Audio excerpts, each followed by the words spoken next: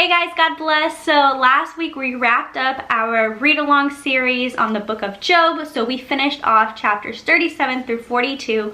And these last chapters were very crucial. There was a lot that we can learn from. And in these chapters, we finally hear God speak. God has been pretty silent throughout this process that Job has been going through. But at this moment, God finally speaks. And as we know, Job has had a unique time through this process and a little bit wishy-washy, where at times he's been really strong in his faith, and then other times he's been complaining and asking God why are all these things happening to him. And we learned about his friends didn't necessarily give him the best advice and asked him, what did you do for God to be punishing you this way?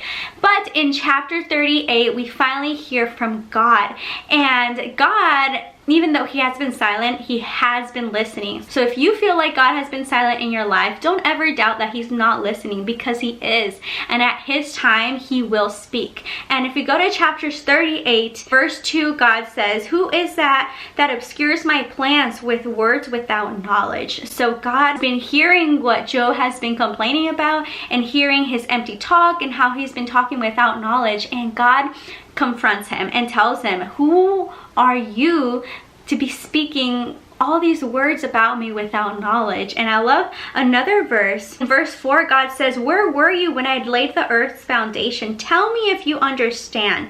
And God at this moment is really gonna put Job in his place, and he's gonna ask him, where were you where I made the sea, the ocean, the mountains, everything, right? And he basically makes it very clear that God is ultimately almighty, all-powerful, and Job has no place to be complaining against God. And we quickly see Job asking for forgiveness and telling God he's sorry for all the things that he's been saying during his process. It's great because through this book of Job, we've learned that God can be silent at times. That does not mean that he's not listening. God is a God of love, but he's also a God of justice. And as we'll see here, God is really putting Job to the test and asking him, who are you to be arguing against me? And that is something so important to take with us, because God didn't promise for things to be easy. He definitely asked us to trust him in all circumstances, to pray, right, in all circumstances. And one of the greatest verses that I love from chapters 42 verse 5 is Job speaking out and saying, "My ears had heard of you, but now my eyes have seen you." And this really shows us that Job had a true encounter with God, and through this process he was able to get to know him even better and closer to him.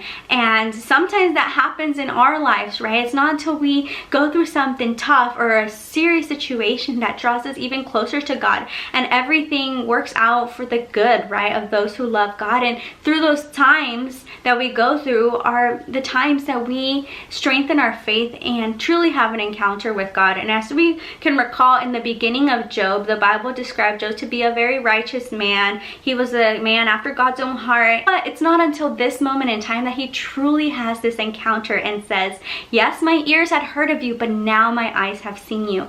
And I love that, because it kind of brings it all full circle, that this process was not in vain and it did have a purpose. And ultimately it was for Job to be able to see God with his eyes and to be able to encounter him in a completely new way. God asked Job to pray for his friends before he blessed him, and as a result God blessed Job even more than what he was blessed in the beginning. I hope that you guys enjoyed reading Job with us. Definitely a great book in the Bible that teaches us so many important lessons about God's plan. We're getting ready to start a new series tonight, so make sure to join us on Zoom at 8 p.m. God bless and see you soon. Bye.